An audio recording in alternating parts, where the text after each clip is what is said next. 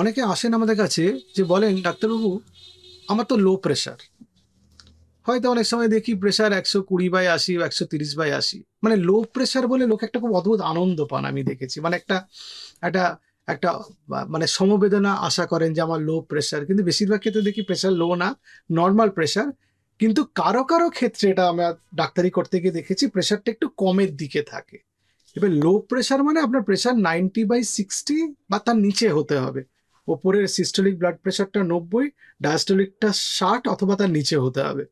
এবার এই low pressure অনেকেরই, অনেকে নর্মাল থাকে না। আমার বেশ কিছুদিন আগে অবধি 80/50 ব্লাড প্রেশার থাকতো, এবং আমি খুব হৃষ্টপুষ্ট এক্সারসাইজ করা ছেলে, তাতে আমার কোনো অসুবিধা হতো না। ফলে প্রেশার লো বলে সমবেদনা পাওয়ার কোনো কারণ নেই। প্রেশার লো এমনি অনেক লোকের পাওয়া যায়, কিন্তু কতগুলো স্পেসিফিক কারণ আছে বা সিচুয়েশন আছে এগুলোতে প্রেশার লো থাকলে আমরা চিন্তা করি। সেই ব্যাপারে আজকে আমরা এই আলোচনা করব। নমস্কার, আমার নাম ডক্টর এস এ মল্লিক। আজকে আমি আপনাদের লো প্রেশার বা লো ব্লাড প্রেশার নিয়ে আলোচনা করতে এসেছি। 90/60 ব্লাড প্রেশার তার নিচে যদি থাকে তাহলে আমরা লো ব্লাড প্রেশার বলি।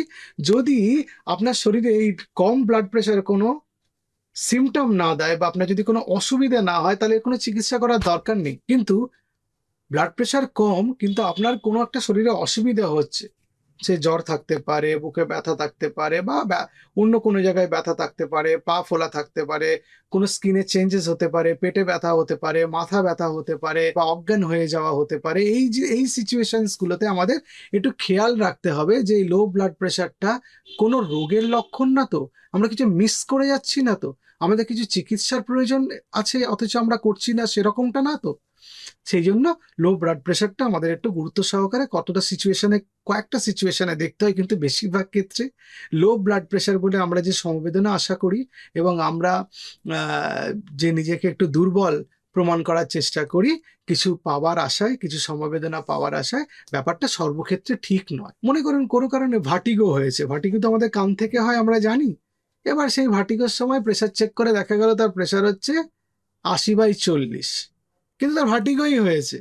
এই 80/40 ব্লাড প্রেশারটা কোনো কারণ না, অথচ তিনি ভাবছেন হয়তো যে ব্লাড প্রেশার ফল করে যাওয়ার জন্য তার মাথা ঘুরছে। দেখা গেল যে নুন টুন খাইয়ে, খাবার টাবার খাইয়ে ব্লাড প্রেশার যখন বাড়লো তখনও মাথা ঘুরছে। তার মানে ব্লাড প্রেশার কমে যাওয়াটাই সবসময় মাথা ঘোরার কারণ নয়, সেটাই আমি আপনাদের বলতে চাই। এবার লো ব্লাড প্রেশারের কি সিমটম হতে পারে? মাথা ঘুরতে পারে, কেউ অজ্ঞান হতে পারে, কারো পেটে ব্যথা হতে পারে, কারো ব্লাড ভিশন হতে পারে, খুব তাড়াতাড়ি কেউ শ্বাস প্রশ্বাস নিতে পারে, খুব দুর্বল লাগতে পারে, কেউ কনফিউশন হতে পারে। এগুলো লো ব্লাড প্রেশারের সিমটম হতে পারে। এবার ব্লাড প্রেশার কমলো, কোনো সিমটম নেই, তাহলে কিছু করতে হবে না বা কোনো কারণ সেরকম পাওয়া যাচ্ছে না। কিন্তু ব্লাড প্রেশার কমলো কিন্তু কোনো সিমটম আছে, তাহলে তো তার চিকিৎসা করার দরকার এবং দেখা দরকার কেন ব্লাড প্রেশারটা কমেছে।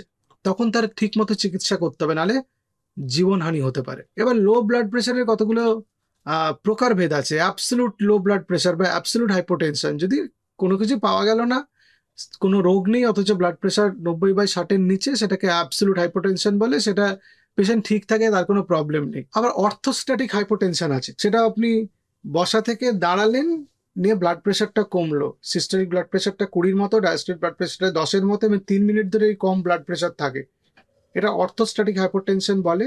ডায়াবেটিক পেশেন্টদের জন্য এটা খুব কমন। আমরা যখন ব্লাড প্রেশার মাপি, হার্ট যখন পাম্প করে আর্টারির মধ্যে, সেই রক্তের প্রেশারটা যখন যায় সেটাকে সিস্টোলিক ব্লাড প্রেশার বলে। আবার হার্ট যখন প্রসারণ হয়, রিল্যাক্স করে, তখন ব্লাড ভেসেলসের মধ্যে যে প্রেশারটা থাকে সেটাকে ডায়াস্টোলিক ব্লাড প্রেশার বলে। ওই সিস্টোলিক প্রেশার ওইটা হার্ট যখন পাম্প করে সিস্টোলের সময়, ডায়াস্টোলিক প্রেশার হার্ট যখন ডায়াস্টোলে যায়, রিল্যাক্স করে, সেটাকে ডায়াস্টোলিক ব্লাড প্রেশার বলে। এই হাইপোটেনশন বা লো ব্লাড প্রেশার কিন্তু খুব কমন, অনেক লোকের এমনিই থাকে। আর অর্থোস্ট্যাটিক হাইপোটেনশন এটাও কমন, যাদের 50 বছরের বেশি বয়স, তাদের কিন্তু 5% লোকের এই মানুষের এই অর্থোস্ট্যাটিক হাইপোটেনশন থাকে। আবার যাদের 70 বছর উপরে বয়স, তাদের 30% লোকের কিন্তু অর্থোস্ট্যাটিক হাইপোটেনশন থাকে। সুতরাং এটা কমন আর কি, খুব আনকমন কিছু নয়। এবং এই লো ব্লাড প্রেশারের লক্ষণটা ডিপেন্ড করে যে কত তাড়াতাড়ি লো ব্লাড প্রেশার হচ্ছে আর কি কারণে লো ব্লাড প্রেশার হচ্ছে। মনে করুন কারো হার্ট অ্যাটাক হয়েছে, ম্যাসিভ হার্ট অ্যাটাক হয়েছে, তার ব্লাড প্রেশার খুব দ্রুত ফল করে, হার্ট পাম্প করতে পারে না, এটা একটা লো ব্লাড প্রেশারের কারণ। তো লো ব্লাড প্রেশার হলেই যে সবসময় এড়িয়ে চলবো যে কিছু হয়নি, ব্যাপারটা তা নয়। কিন্তু আন্ডারলাইন কজটা দেখতে হবে। আপনার এমনিতে প্রেশার 130/80 থাকে, কিন্তু কোনোদিন কোনো একটা শরীরে অস্বস্তি হচ্ছে, বুকে চাপ বা পিঠে চাপ লাগছে, ব্লাড প্রেশার 90/60, তাহলে তো আপনার ডাক্তার দেখাতে হবেন। নাহলে তো মেজর কোনো একটা ইলনেস আমরা মিস করে যেতে পারি। লো ব্লাড প্রেশার কখনো আনপ্লেজেন্ট হতে পারে, কখনো ডিসরাপটিভ হতে পারে, কখনো ডেঞ্জারাস হতে পারে। মানে আপনি লো ব্লাড প্রেশার হয়েছে অথচ ট্রিটমেন্ট করছে না, তাহলে তো অজ্ঞান হয়ে পড়ে যাবেন রাস্তাতে। বাট হার্ট অ্যাটাক হয়েছে, বুকে একটু একটু ব্যথা, লো ব্লাড প্রেশার চিকিৎসা করছে না, তাহলে হার্ট অ্যাটাকে মৃত্যু হতে পারে, তো মানে ডেঞ্জারাস হতে পারে।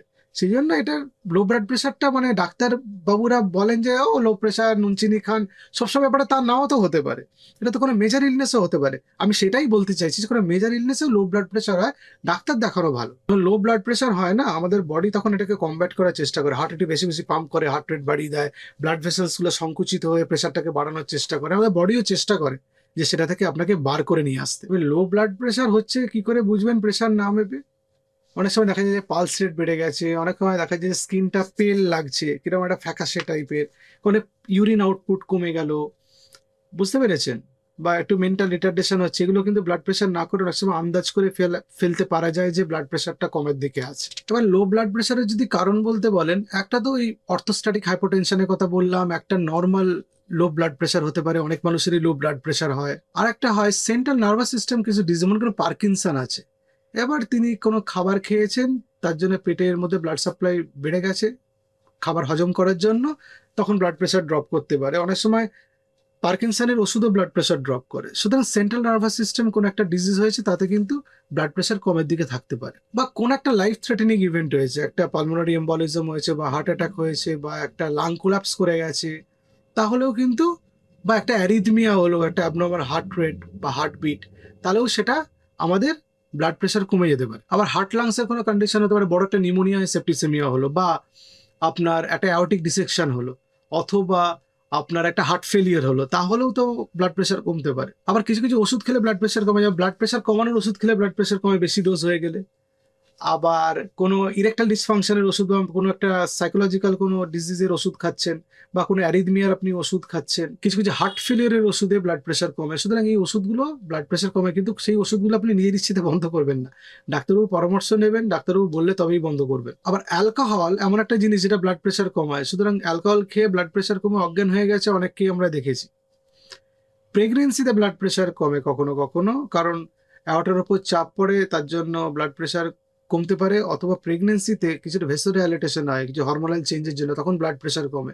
আবার প্রেগনেন্সিতে কিছু সময় ব্লাড লস হয়েও বা অন্য কোনো প্রবলেম হয়েও আমাদের ব্লাড প্রেশার কমতে পারে, সুতরাং একটু নজরে রাখতে হবে। এই লো প্রেশারের কমপ্লিকেশন কি? লো প্রেশারের অনেকে মাথা ঘুরে পড়ে যেতে পারে, কোনো ইঞ্জুরি হতে পারে, বা হার্টের কোনো একটা প্রবলেম হতে পারে, হার্ট এত ফাস্ট পাম্প করলো প্রেশারটাকে বাড়ানোর জন্য, হার্ট ফেলিয়ার হলো।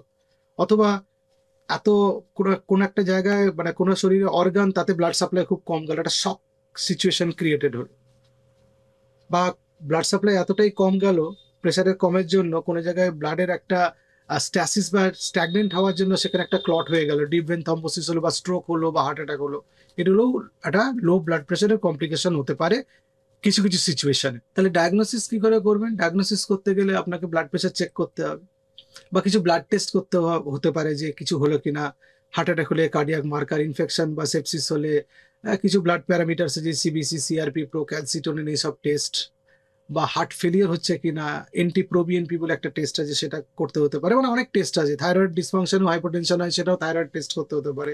কখনো কখনো পালমোনারি এম্বোলিজম হচ্ছে কিনা দেখার জন্য সিটি পালমোনারি অ্যানজিওগ্রাম করতে হতে পারে। অথবা আপনার হার্ট অ্যাটাক হচ্ছে কিনা তার জন্য ইকো, ইসিজি, মানে এই যে রোগের কথা আমি চিন্তা করছি সেইটা রিলেটেড টেস্ট করতে হবে।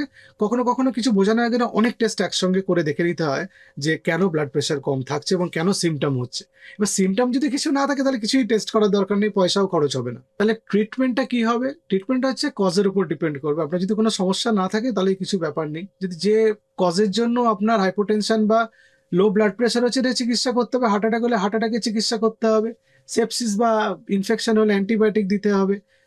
ব্লাড ভলিউম, ব্লাড লস হলে, কোনো জায়গায় ব্লিডিং এ প্রচুর লস হয়ে যাচ্ছে ব্লাড, সেখানে প্লাজমা এক্সপ্যান্ডার দিতে হবে, ব্লাড দিতে হতে পারে। মানে যেই কারণে আপনার ব্লাড প্রেশার কমছে সেটা চিকিৎসা করতে হবে। তবে তবে স্টেবল হবেন। আগে আপনাকে স্টেবল করা, তারপর তো ডেফিনেটিভ ম্যানেজমেন্ট করা, যেটা হয়েছে সেটা চিকিৎসা। তারপরে আগে আপনাকে স্টেবল করতে হবে, ব্লাড প্রেশারটা বাড়াতে হবে। কখনো কখনো ভেসো প্রেশার দিতে হতে পারে, ব্লাড প্রেশার কনস্ট্রিক্ট করার জন্য। শরীরে নুন ধরে রাখার জন্য কিছু ওষুধ আছে, এক্সট্রা সল্ট খেতে বলা হয়, ডায়েটারি কিছু চেঞ্জ করতে বলা হয়, বেশি জল খান, সল্ট খান, শাকসবজি খান। এইসবগুলো পেশেন্টদের আমরা বলি যাদের লো ব্লাড প্রেশার আছে। যাদের লো ব্লাড প্রেশার থাকে তাদের বলি যে আপনারা ড্রাইভিং, কুকিং, দাঁড়ানোর সময় একটু সাবধানে থাকবেন, যাতে মাথা ঘুরে পড়ে টরে গিয়ে ইঞ্জুরি না হয়। একটু খেয়াল রাখতে হবে আমাদের। যদি বয়সজনিত কারণে হাইপোটেনশন হয়, যেটা অর্থোস্ট্যাটিক হাইপোটেনশনের কথা বলছিলাম, 50 বছরের উপরে 5% আর 70 বছরের উপরে 30%, তাহলে তো লাইফ লং এই ব্যাপারটা থাকবে। তার তো কোনো স্পেসিফিক চিকিৎসা নেই। তবে কিছু ড্রেসিং এ কিছু চেঞ্জ করলে এটা বেটার হয়। মানে কিছু সক্স বা স্টকিংস পাওয়া যায় যেগুলো আমাদের পায়ের মধ্যে আর্টেরিয়াল ভেনাস ব্লাড প্রেশার বাড়িয়ে দেয়, তাতে এই হাইপোটেনশন, অর্থোস্ট্যাটিক হাইপোটেনশন হওয়ার চান্স কমে যায়, ফলে দুর্ঘটনা ঘটার সম্ভাবনাটা অনেকটা কমে যায়। ফলে স্পেসিফিক কিছু ম্যানেজমেন্ট আছে, সেটা আমরা ঠিক করি অ্যাকর্ডিং টু পেশেন্ট, তার যে অসুবিধা হচ্ছে সেই অনুযায়ী।